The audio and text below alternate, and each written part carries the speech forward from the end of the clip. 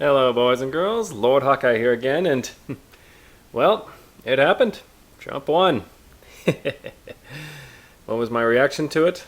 Well, to be completely honest, I practically wanted to break out into song when I heard the news. It was like the entire social justice movement. I just heard the death toll for them right there. My God. I mean, that alone made me excited. I normally don't care for politics, but Trump was special.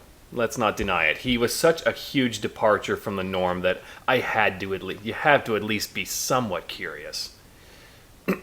But that brings us to the topic right now. Okay. Totalbiscuit, as a reaction to the election results, had some interesting things to say. He's since deleted his Twitter and made a pseudo-apology, but it was a pretty weak apology, and I'm sorry, not acceptable, so I'm still going to go over this. First of all, I'm looking at the post right now. Unfortunately, I can't show it to you, as like I said, it's been deleted, so I'm looking at a video that's displaying it.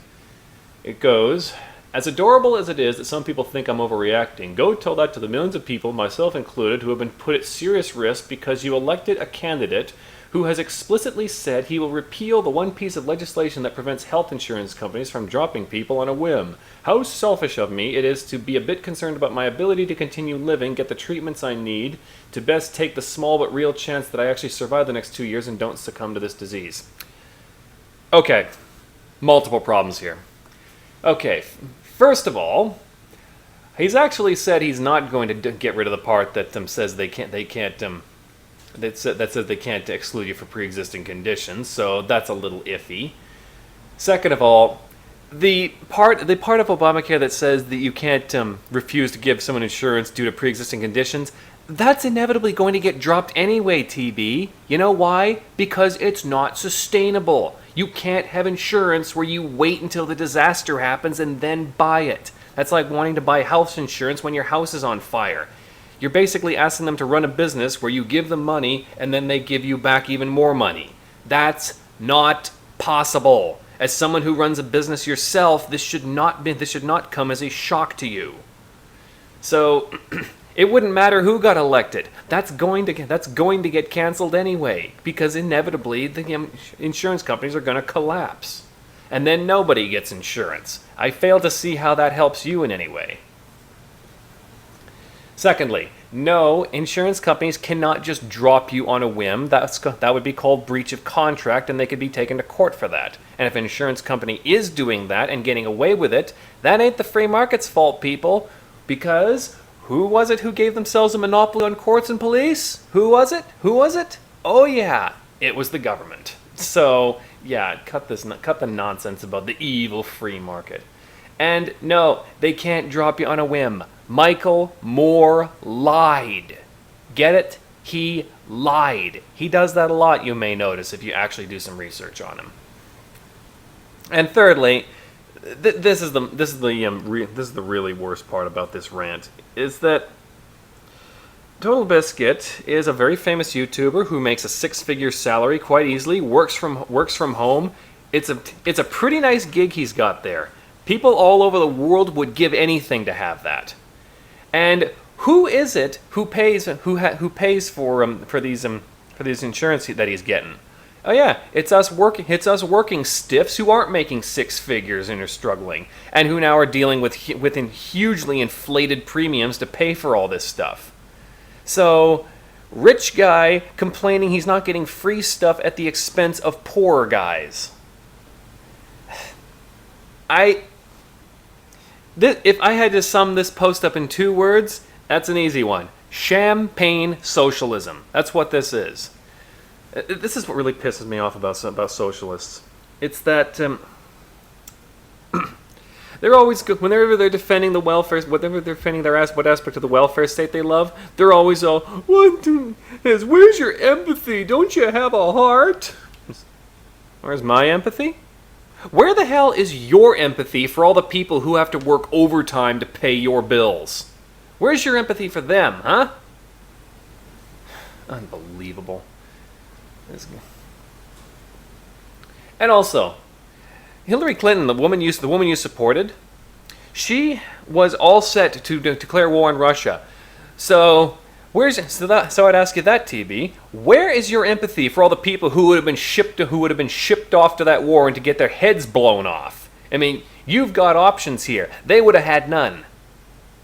Or let's see. How about the women who Hillary Clinton bullied and harassed when they were making very credible allegations against her husband? Where's your empathy for them, huh? Where is it? Or how about all the people who've had their lives destroyed or even been killed by all this media frenzy? Everyone's been stirring up with all these lies about Trump. We'll get to that in a second. How about what about them? Any empathy for them? Yeah, didn't think so. Yeah. Listen, TV. Empathy is give and take. You get only what you put in. So if you're going to show this level of empathy towards others, I fail to see why they should have any empathy towards your situation. Unbelievable. Anyway, he goes on to say, a lot of YouTubers, streamers, etc. are going to be assuring you over the next few days that they don't hate you and welcome you if you voted for Trump. Be certain of this, I don't share that opinion. Even if I ignored every other awful thing about Donald Trump, his climate change denial, okay, I'm going to take these one by one because this is ridiculous. Okay, I've said this before, I say it again. Governments are the biggest polluters in the world by far, even if you don't count wars. Proof is the fact that they deficit spend. If you know anything about economics, you know that means you're consuming more than you're producing. So, governments are the biggest polluters in the world. Anyone who claims to care about the environment and is not bringing up that fact is either a scammer or a virtue signaler. Got it? Good. His racism, don't even try it. What, not opening the floodgates to whoever wants in is not racism, pal. If you're going to claim that, are you claiming this about Japan, who have very strict immigration requirements? Or Australia? Or how about Israel, who actually has a wall on their borders? If you're not complaining about the countries like those, then kindly shut up. It's ridiculous. His complete lack of self-control. Hillary wants war. He doesn't. Thank you. His willful ignorance. No examples given. His terrible public behavior. Oh, because he says what's on his mind rather than reading a teleprompter. I'll take that over the teleprompter. Thank you very much. Because here's the thing. When he says the kinds of things he does, you at least get the sense he's being honest. Because like when you hear them say these things, you're always thinking, "There's no way someone wrote a script for him to say that. There's no way." So people like that. They like it when you're genuine. And guess what, TB? You've said worse kinds of things like that as your wife, just as playful banter. Quit with the pearl clutching, people. It's ridiculous. We've all said the kind of things he does. We all know it. It's ridiculous. His sexism? Yeah, that's why his campaign manager is a woman. Oh, and in fact, the first woman to head up a successful campaign. But is the left talking about that? No, of course not, because she's not a socialist, so she doesn't count. That's how it always is. The fact that he's going on trial for literal child rape, nope, charges got dropped because that was completely bogus and anybody with a functioning brain stem could have figured that out. I mean, come on. This just comes out of nowhere right in the middle of an election. Doesn't that sound just a little convenient to you? My God, TB, you're supposed to be the cynical Brit. How about show a little bit of it? Stop being so naive. Right. This should be, one would think, quite understandable, particularly to those who voted for this man based on their love for the Second Amendment right. No, that is not the reason people voted him in. And in his apology, which wasn't really an apology, he actually mentions he doesn't personally know a single Trump supporter. So there you go. What a complete admission that you live in an echo chamber and don't. This is the very thing you've criticized social justice warriors and the media for, is for living in an echo chamber, and now you admit you're doing it yourself. I mean, I do talk to people on all sides. I have talked to leftists as much as I can, considering they tend to ban me a lot, but I try, and I do read their material. I read everyone's material. Because how else am I going to know who's right and who's wrong if I don't read it all? That's what some people really ought to do. Stop reading only from your own camp. It gives you a distorted view of the world. Alright. Unfortunately, the right to bear arms won't help me against the machinations of Donald Trump. Oh, spare me. Even if the worst were to happen and your insurance did get dropped, you've got other options. Crime and Nedley, this is ridiculous. Who will defend me and millions of other people in this country from the mercies of health insurance companies? Again, quit with the insurance companies are out to get us nonsense. Every single problem with American healthcare can be traced back to government intervention. More government intervention is not going to turn that around. It's embarrassing that people seriously still believe this. You voted for hate. Don't surprise me. You get a little hate back. No. They voted for change because they're sick and tired of the status quo. They're sick and tired of constantly having racism, sexism, homophobia, and whatever screamed at them every time they dare to disagree with the left. The left has gotten complacent, it's gotten arrogant, and it's gotten abusive, and people are sick and tired of it, as is clearly displayed here. No arguments presented, no nothing. It's just you're sexist, hatred, homophobe, and blah blah blah blah blah for daring to disagree. It's ridiculous. This is exactly why people voted for Trump, because they're sick and tired of putting up with this. So what did they do? They elected somebody who completely speaks out against this, who can't be shamed by social justice warriors, who completely blows off the media's abuses. Yeah. So, anyways, getting off Totalbiscuit and moving on to the broader thing. Now, we got a lot of people whose motto is now not my president. Well, that's your motto? Well, now here's ours. This is mine at least, and I hope a lot of people adopt this. It's called Not a Penny. Now, let me make this very clear. If you defended Hillary Clinton, and you did so honorably, like you just made your argument, and then you stepped back and let everyone else make theirs, okay, that's fine. I may disagree with you, but I consider you a worthy opponent, and we can part from this amicably. But if you participated in this disgusting smear campaign that's been going on, if you were screaming racism, sexism, homophobia, and blah blah blah blah blah at everyone who disagreed with you, if you encourage these media attacks on people for daring to support Trump, if you abused, insulted, and slandered people just because they didn't support the same candidate you did, if you tried to get people banned, fired, or whatever else, if you participated in any of this, then this is my motto to you: not a penny.